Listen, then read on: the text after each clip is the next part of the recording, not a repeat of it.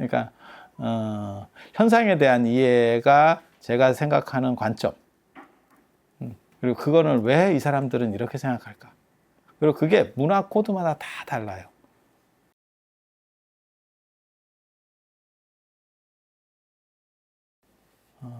그래서 제가 예전에도 그 얘기 해드렸었는데 한국 사람들은 이름을 불러주지 않는다.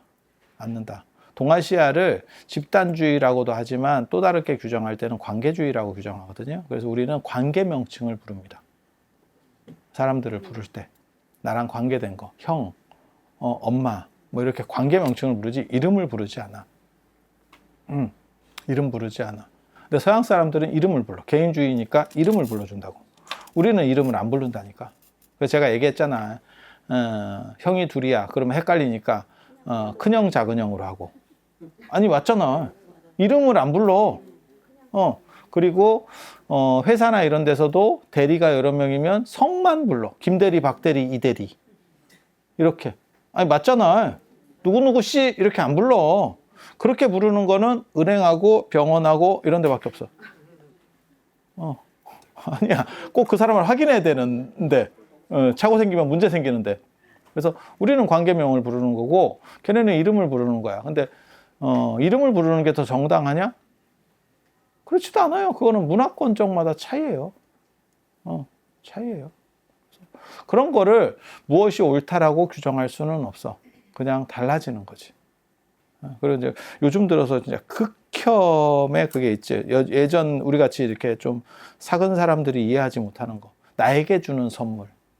미친놈들. 그거는 개인화 됐을 때 나오는 현상이에요. 그게.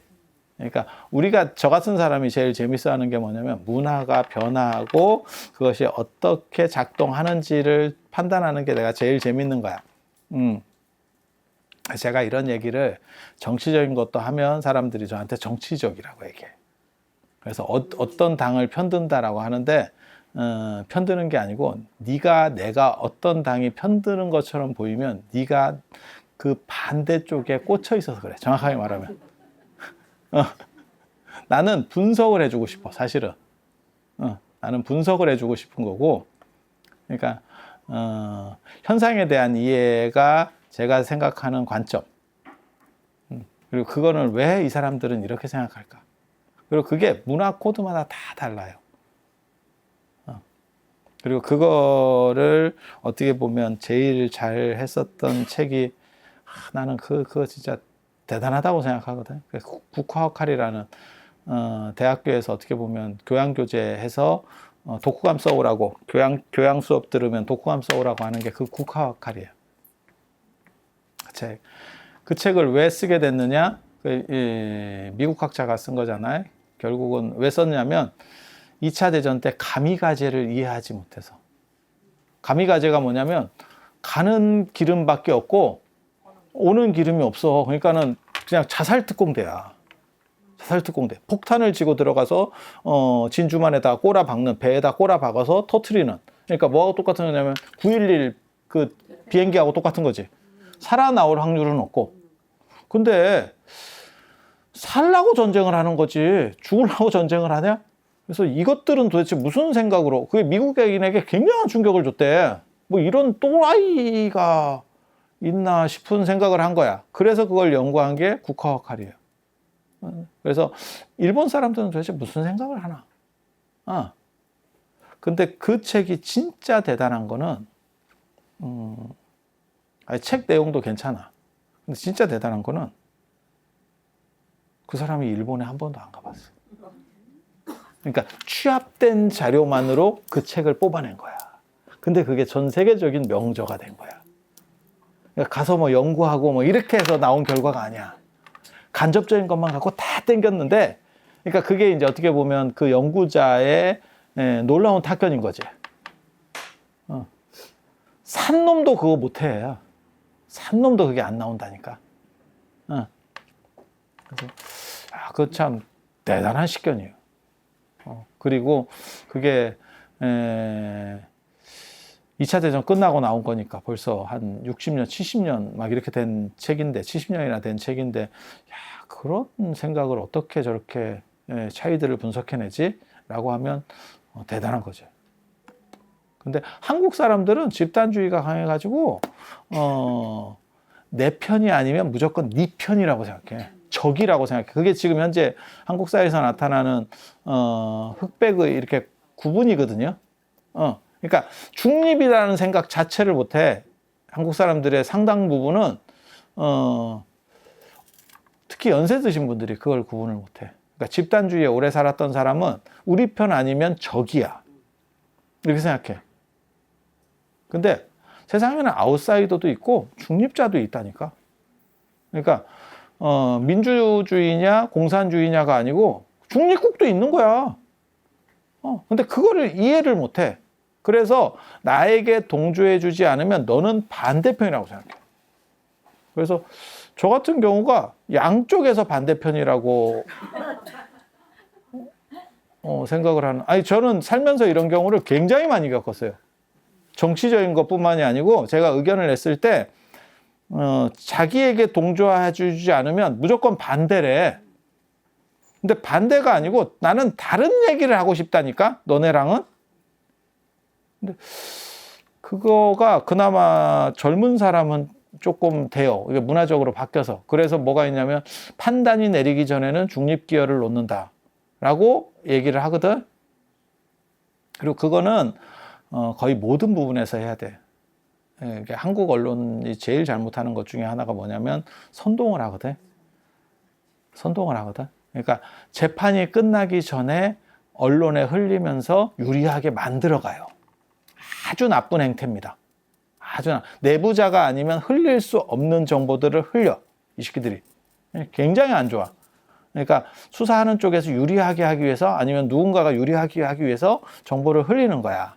그러면 거기에 이제 조금 뭐 그런 거 예전에도 있었잖아. 그 논두렁 시계 뭐 이런 거. 나 진짜인지 가짜인지 잘 모르겠어, 사실. 끝이 어떻게 났는지 정확하게 기억을 못 합니다. 근데 뭐 명품 시계를 논두렁에 버렸다더라. 뭐 자극적인 거, 뭐 이런 거 했었잖아. 비슷한 거 많이 있었어요. 생각해 보세요.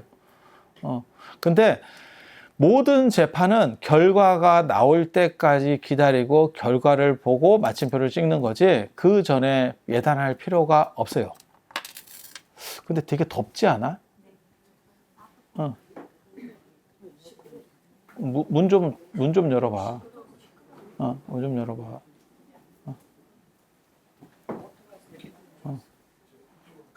무지하게 더운데.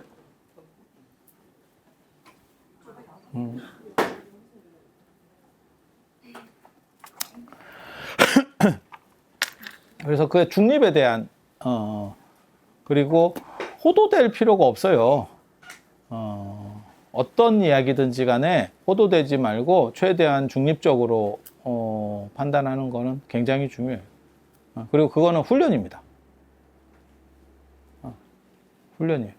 그런데 요즘 들어서 그게 더 잘 안 되죠. 우리는 집단주의 문화 배경을 가진 사람. 그래서 지금 나타나는 현상 중에서 제가 보기에는 제일 재밌는 것 중에 하나가 어른과 젊은 사람들의 생각이 틀어지고 있어. 그러니까 젊은 사람들은 생각 판단 기준이 약간 다르다니까. 그러니까 어른들은 쓸리기 좋고 젊은 사람들은 개별 판단하기가 좋아요. 그게 세대가 달라져서 그래요. 세대가 달라져서. 그래서 젊은 사람이 더 옳으냐? 아니, 그거는 그 세대에 교육받은 사람들은 어쩔 수 없이 그런 쪽으로 가는 거예요.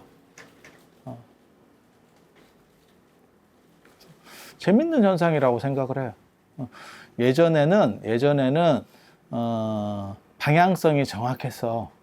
그러니까 약간 젊은 사람은 진보적이고 연세 드신 분들은 약간 보수적이고 이런 방향성을 가졌는데 지금 새로운 패턴이 등장을 한 거예요.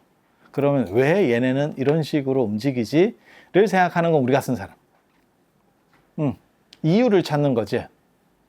도대체 한국 사람들의 의식에 어떤 식으로 변화가 일어났길래 얘네들이 다른 패턴들을 보이기 시작하지? 라고 생각하는 거예요.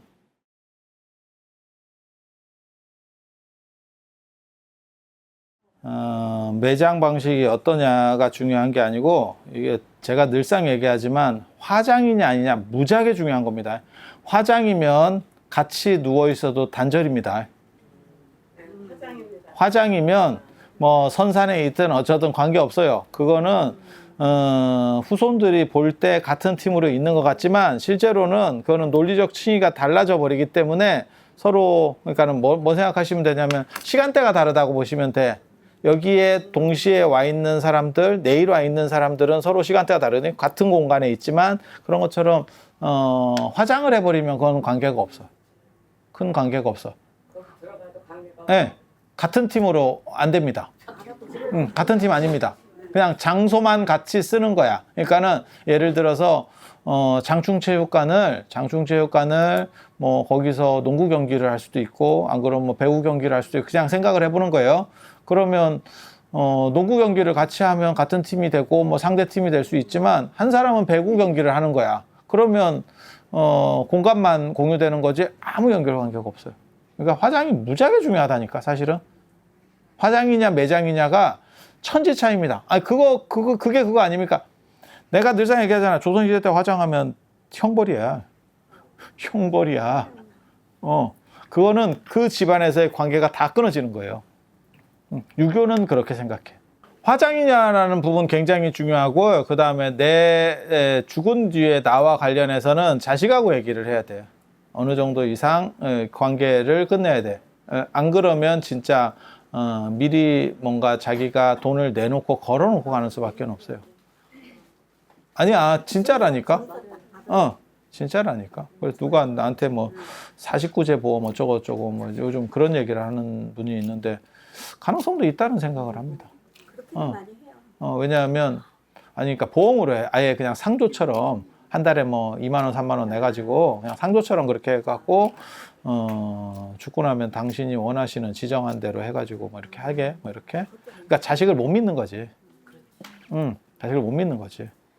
그래서 그리고 그게 예전하고 조금 달라진 패턴이 뭐냐면 여러분 부모님 세대만 하더라도 자식에게 그냥 다 주고 자식의 뜻에 의탁하는 방식이었고 지금은 줄 만큼은 주고 내 거는 내 거대로 또 좀 짱 박아 놓고 뭐 이런 거 있어요. 그래서 그 부분은 네가 손대지 말고 내가 내 뜻대로 쓰겠다. 그래서 제가 전에 그 얘기 해드렸는데 임영웅이나 이런 사람들이 되는 이유가 뭐냐면 어른들이 자기 지분에 소득이 있다니까.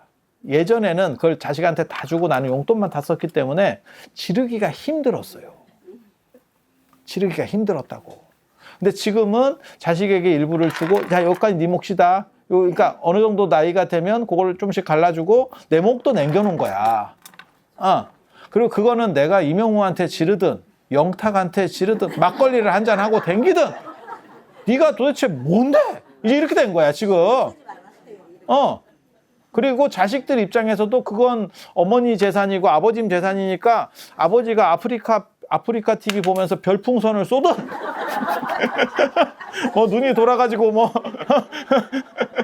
뭘 하든 그거는 또 뭐라고 안 해. 그냥 돈이 좀 아깝긴 한데 그거를 막 개입해가지고 막 뭐라고 하냐? 못해요. 우리 집도 그러더라고. 그 약장수한테 가서 그 계속 장판을 사와서 나중에 베란다를 채우고 있는데도 그거 말하기 쉽지 않습니다. 왜? 돈을 달라는 것도 아니고. 그래 내가 우리 어머니가 저를 엄청 그런 쪽에서는 좋아하잖아. 그 약장수가 준 거를 난 아들들은 다 버렸는데 나는 끝까지 가지고 있잖아. 근데 그거를 가지고 있는 이유가 좀 차이가 있는데 내가 귀찮지.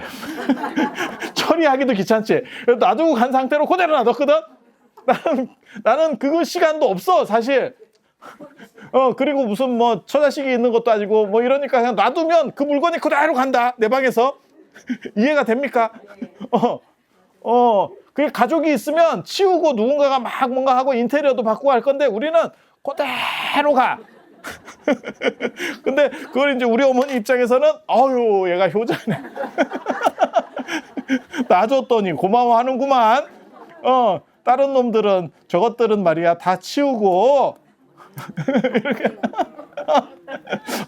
우리 버리지 않습니다. 우리 버리지 않습니다. 그래서 아니 그런 거 너무 과도하지만 않으면 요즘은 그걸 뭐라고 하는 사람은 없어요. 그래서 그런 것도 가능하다라는 생각은 해. 시대적으로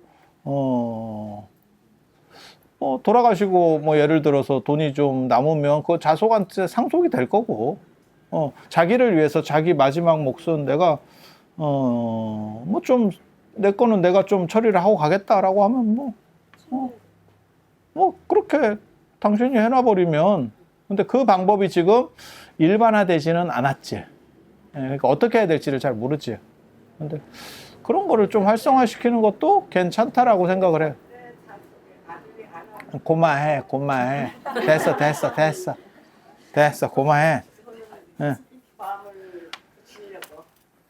그래서 아니 그런 부분이 지금은 필요하다고 생각하고, 그게 어떻게 보면 지금 연세 드신 분들이 거의 첫 세대고, 그 다음에 지금 여러분들 정도는 그게 다 그런 쪽으로 가고 있는 거죠.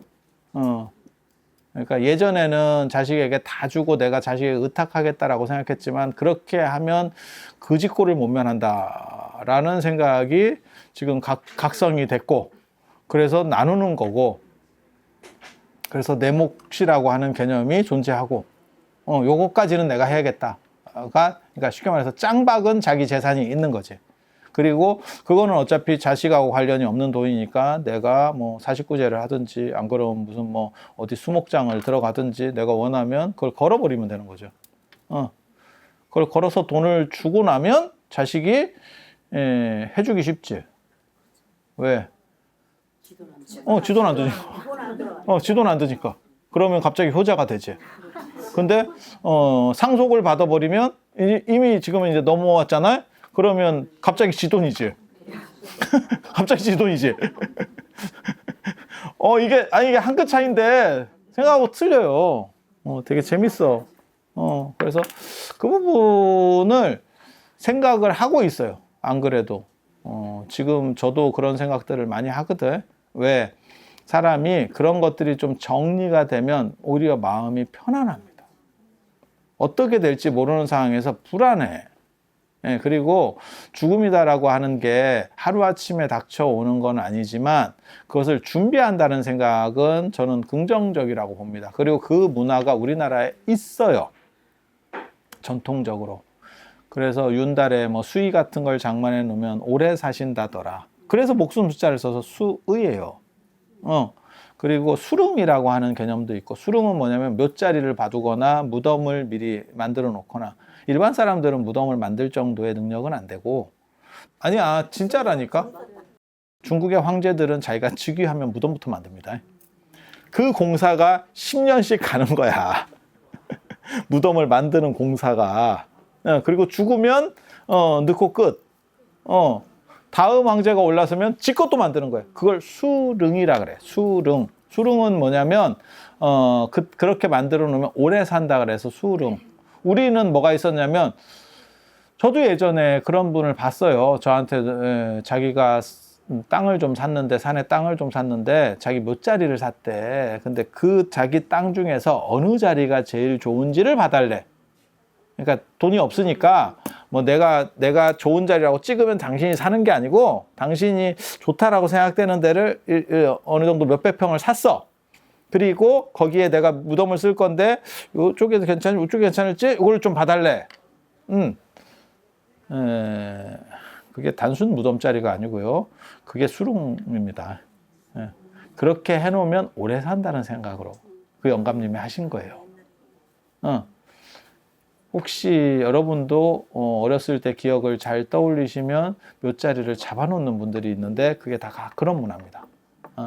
아니 예전에는 다 많이 있었던 거예요. 우리 어렸을 때만 해도 있었던 문화예요. 근데 지금은 이제 보기가 힘든 게, 다 화장을 하는데 누가 뭐 과묘가 뭐 있어. 그리고 화장하면 그게 필요가 없어요. 그러니까는 뭐 명당이네 뭐 이런 거 칠할 다 필요 없습니다. 그리고 무슨 뭐 습기 있어요. 뭐 밀폐시켜서 넣어. 괜찮아.